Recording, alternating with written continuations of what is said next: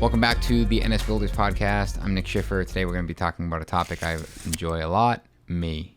No, I'm just kidding. But honestly, I've had a few of you guys reach out talking about or asking about what my story is and how I got into this industry. So figured I'd take a couple minutes and kind of walk you through how I got into this, what my path in my career was, what I went to school for, things of that, and just kind of what has led me from being interested in carpentry all the way to being or owning a successful home building company. So first and foremost, my name is Nick Schiffer. I'm the owner of NS Builders, obviously the host of this podcast. We have a YouTube channel at NS Builders, as well as Instagram, all the social media platforms. You can check us out there, see a behind the scenes of what we do. You can also check out our weekly series on YouTube, a site visit where I visit some of our job sites.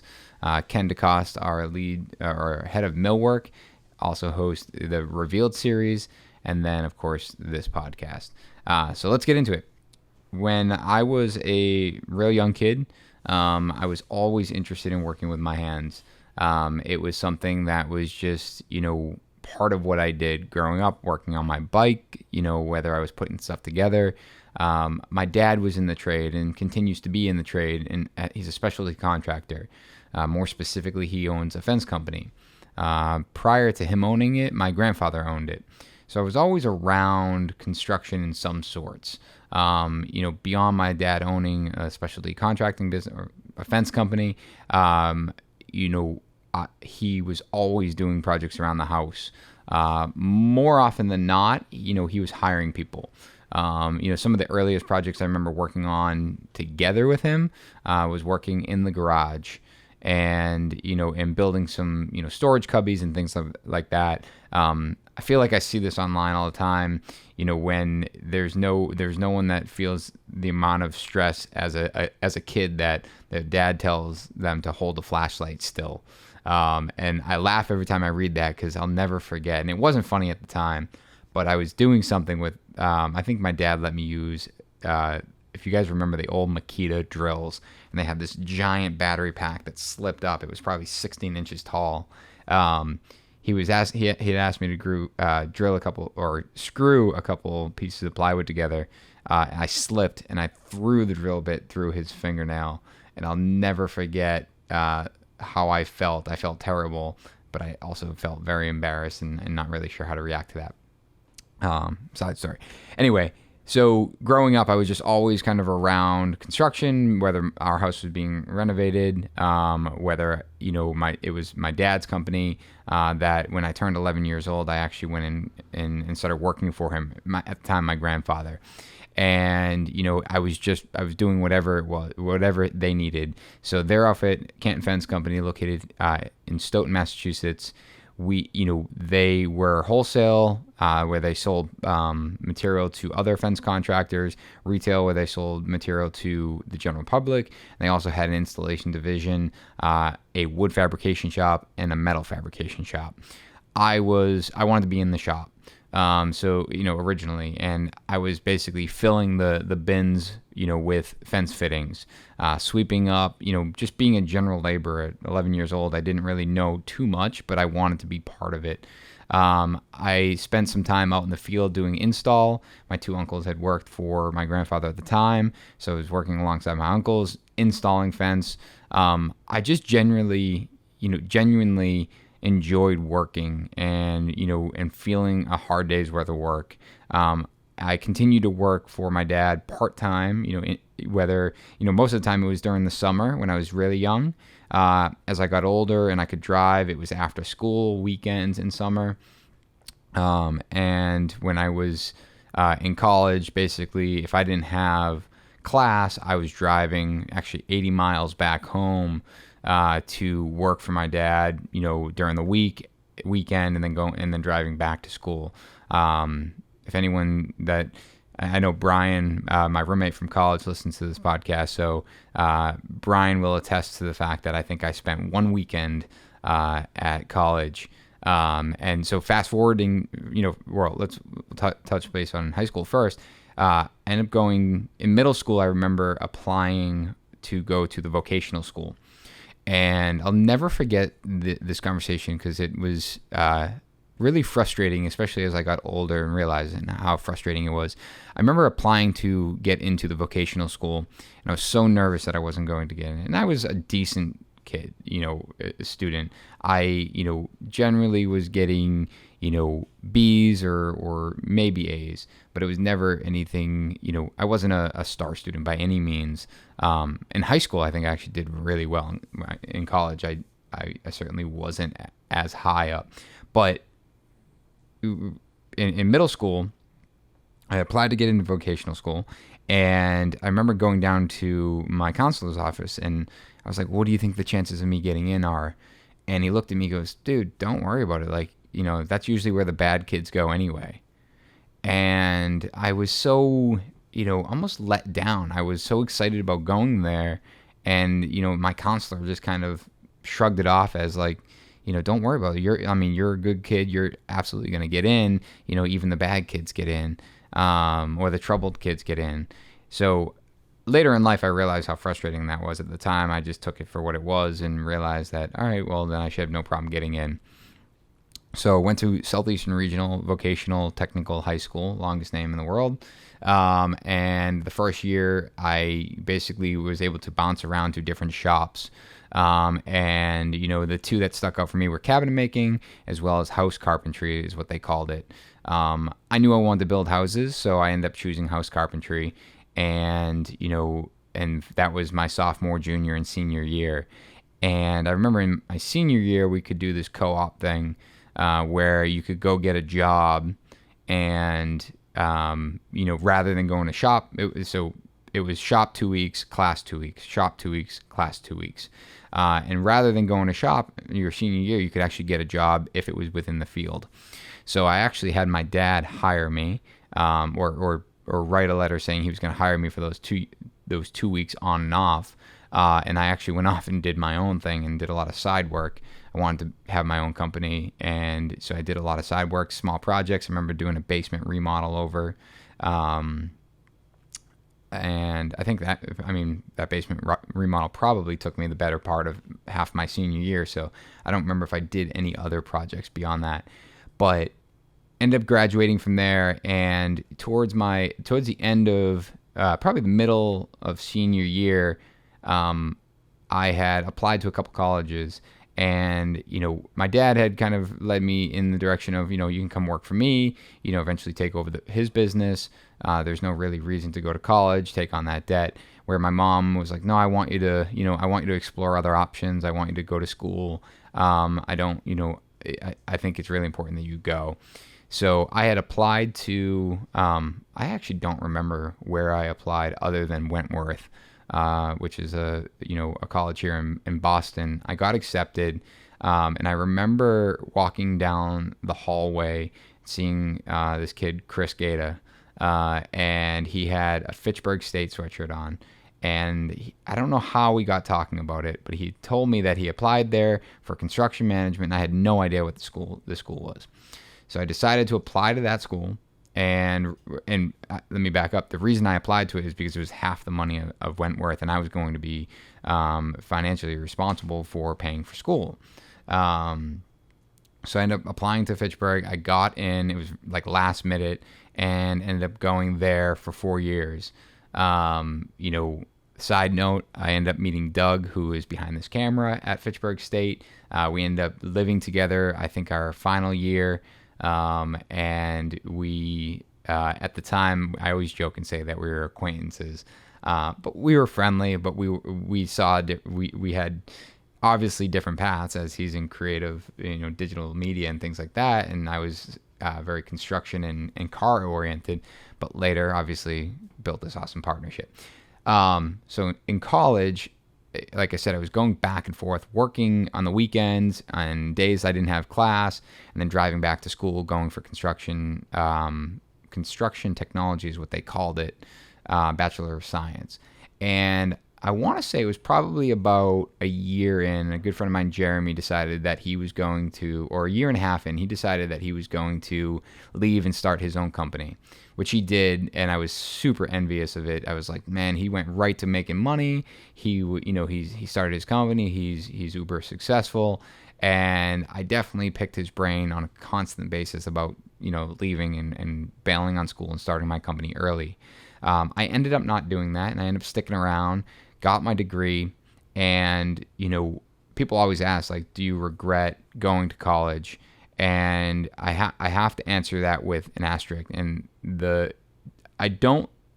my personal opinion is I don't believe that the school gave me the education that I necessarily needed to get into this industry.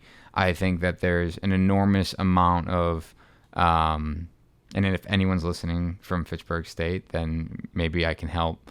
I'm certainly not doing this to bash on them, but I just think that there was an enormous amount of information that wasn't taught that I later learned in life when I went to work for someone, and then even more so when I started my company, like taxes, like the insurance requirements for starting a business, the real life estimating. Like there were so many things that I just felt as though I could have really used the education on.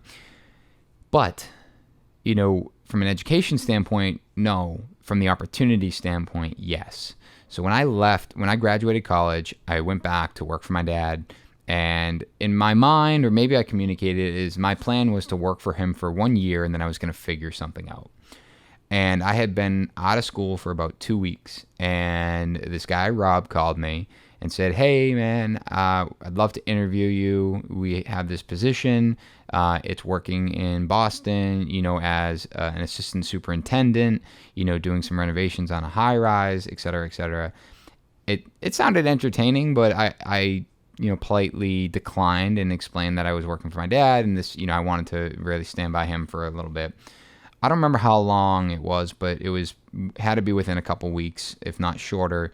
He reached back out and said, hey, I want to interview you. I understand that. I respect that you want to work for your dad, but listen, I would love to sit down with you and just chat. And at the time, I was also moving. So I told my dad that I had to move. And Dad, I'm sure you're listening, so you can probably remember this. I told my dad I had to move, which was fair. I actually was moving all that afternoon. But first thing in the morning, I had this interview. And mind you, at the time I lived a half hour outside the city. And outside the city, I've never really driven into Boston. I've obviously driven into Boston sporadically, but it wasn't something I was driving in every morning. I didn't know anything about the traffic. All I hear is people complain about the traffic. So I had an interview at 9 o'clock, and I think I left my house at 6:30. And because I thought, hey, it's going to take 2.5 hours. I obviously did not. So I sat around and kind of just waited until my interview came up and went in and interviewed. And, I shake this guy's hand. Mind you, I also had never been in an interview before because I'd always worked for my dad. So I called this guy the night before, and I asked him what I should wear. And he was like, dude, khakis, polo, you're fine. And I went out and bought khakis and a polo, and I was fine. And so I'm sitting across from, I walk in, I shake his hand, and he goes, man, your hands are filthy. And I was like immediately embarrassed. I had scrubbed my hands, like I'm digging holes, like my hands are blistered. And I apologized. And he said, no, I love that. I love the fact that you're a hard worker. So long story short, we sit down, we're in an interview, and his boss comes in and sits across from me, and he goes, so why do you want to leave your dad? That was the only question he asked me. And I said, well, and I kept dancing around the answer. I kept giving him like answers that I guess that maybe I thought he wanted.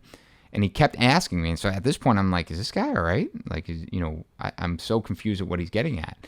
And he asked me again, and he goes, I said, I don't know, man. Like, maybe there's just another opportunity out there, and I just haven't been given, I'd like to explore that opportunity. And he stood up and he said, thank you. And he left. And I was like, okay. And at the time, this guy, Rob, was like, don't worry about him. They offered me the job. They called me later and offered me the job. And it was literally double the amount of money that I was making with my dad. And that, I think, was really one of the reasons from a financial standpoint, like how can you kind of shy away from that? The other side was like, it was really interesting to see what they do, what they build, and to be part of that was just something I hadn't even considered in my life at the time. Told my dad. It was very difficult, super disappointing for my dad. It definitely tarnished our relationship at the time because, there was all these thoughts about me taking over the business. It was very, very difficult. I was also leaving my brother who was working for my dad behind, who eventually went off and did his own thing. It was just a very difficult couple months when I started. And then, even, after that, fast forward, now we have a great relationship especially once I started my own company, because that's ultimately what he wanted me to see me do.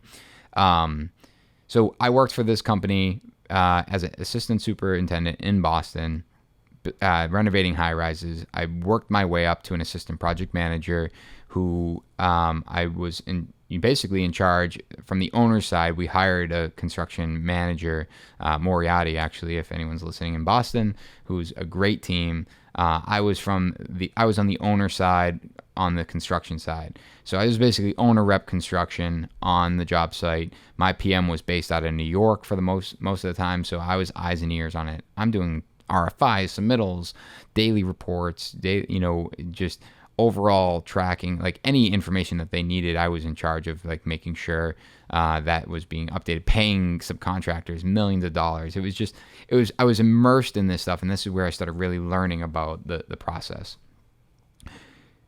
I'm telling a really long story. Am I not? How am I doing? Where am I? How am I at time? 17. All right. I hope I'm not boring anyone. So we'll fast forward all that. We got through. I got through about 80% complete on this high rise, and I really loved it. I loved the coordination. I loved the forethought. I loved a lot about it. But when we started getting into the finishes, I realized that this is the stuff I loved, and it was just so diluted, and I couldn't get on board with it, especially in the apartments that we were building. Some of the lobby stuff was amazing, but at the end of the day, I found myself doing more and more side work, and so I want to go back to what I said about college. That was one of the opportunities that it gave me. The second opportunity that it gave me was that at my job, I had been put into a temporary office that was in an adjacent building that was fully occupied, and I had met this girl at the time that had worked for a family in that building, and for years we kind of just passed each other. 3 years we passed each other, said hello, and then fast forward to 3 years later, I had introduced myself. We ended up going on a date. Now we're married with 3 children. So there was that other opportunity that college kind of led me to. So that's why I can't say I regret college. I found myself doing more and more side work. I was literally leaving my job some nights. I would drive, pick up a pizza, drive to a job site, and I would work until 1 a.m. I remember doing a kitchen renovation in Walpole, Massachusetts, and I was there. I remember putting Tyvek suits on. Chris Black was someone that he would work with me at night, and we were in Tyvek suits demolishing a kitchen. It had to. I don't know how we didn't get the cops called on us, because we were literally renovating in the middle of the night. But I did that for a long time. I would work in my shop, build cabinets. Like, I was doing all of the side work at night while I was also dating my girlfriend, now wife. And, it became this life of, 100-hour weeks. And, and I would certainly spend every other minute with Meg, because that's what I wanted to do. I wanted to work and I wanted to be with her. And I always tell the story that she gave me an ultimatum of like, hey, I can't do this if you're just going to work at both these jobs. It's not going to work for me. She tells a different story. This is the way I remember it. You can reach out to her if you want her side. She'll make me sound like a loser, I promise. I ultimately decided to give my notice to my job. Super nerve wracking, probably threw up, called my boss in, sat him down. I was like, I'm giving my notice.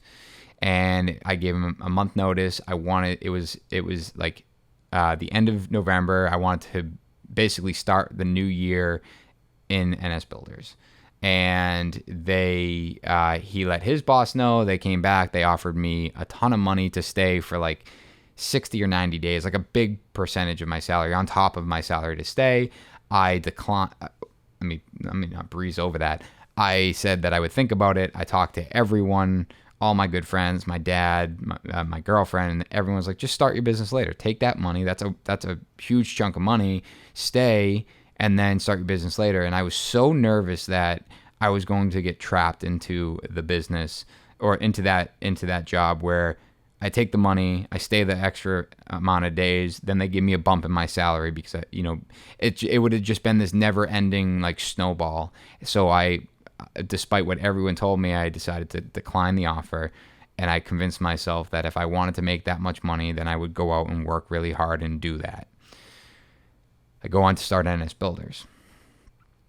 And I started as a carpentry company.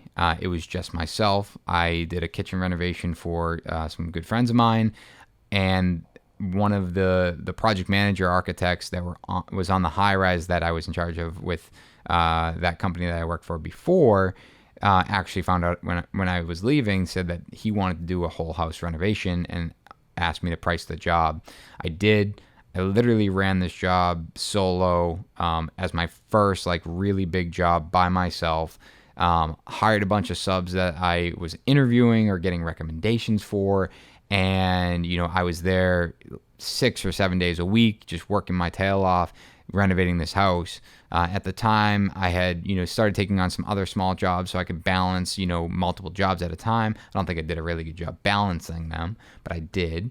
I hired my brother, then I hired my cousin. For whatever reason, they didn't work out. Then I hired one of my friends, Brian, who was training to be a paramedic and a firefighter, so I figured it would be a really good fit where it could be kind of part-time.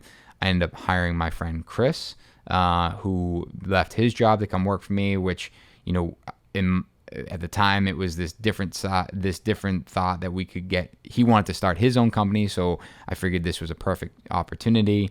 And it wasn't until I hired Mike, who is with us today, that I realized, and I've told this story before, but that, that's someone that wanted to be here. My friends, my family, they were here. It was a good job. And it wasn't that they didn't want to be part of what I was doing. It was that their passion didn't lie with where my passion was. So that's where I started growing the company. I have since really looked at the company as I started this as a carpentry company. I started this at, we grew into a remodeling company, and we then continued to grow into a cabinet company, cabinet millwork company, and we have a home building company. Now we have the digital media side of what we do. All of that started just like it kept growing and growing. And I could tell a story on each one of those and how they came to light. And if you're interested in that, I would drop a comment below and let me know if you want me to dig into, the reason why we started a cabinet company, or what was the reason we decided to start a digital media company. Because I'll dig into that in a future one. But for today, it's, my whole who I am and who I'm related, how I'm related to what this company is the fact that I set out and I really wanted to build really quality homes. And forever it was carpentry, small projects, and remodels. And I realized that, we were good at them and we were successful at them, but I was always trying to scale up, trying to do bigger projects, and more recently realized that the only way I was going to really start honing in and doing exactly what I want is by going for that rather than trying to take these incremental steps to eventually end up there, I needed to go right for the bait and go for it and put the team in place and hire the right people that could allow us to do the projects that we want. Because oftentimes I look back and I'm like, man, this is just, these are too incremental of steps. And by the time I'm going to be 40, 50 years old by the time I'm doing what I want. And I just don't think that, our time is short here. So I really I don't want to wait.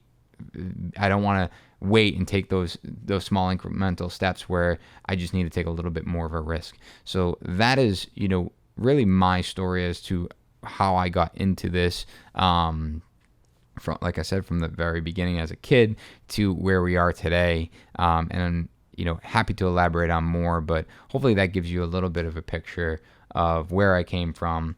And in last week's episode, I talked about where we're headed, and all the pieces in between.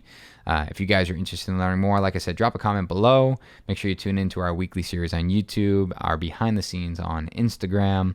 And I am still offering some one-on-one consulting calls. They are limited. I'm only doing one per week. So if you book a week, that closes out the rest of the slots that are available for that week.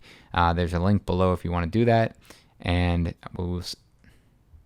I'll see you guys next week.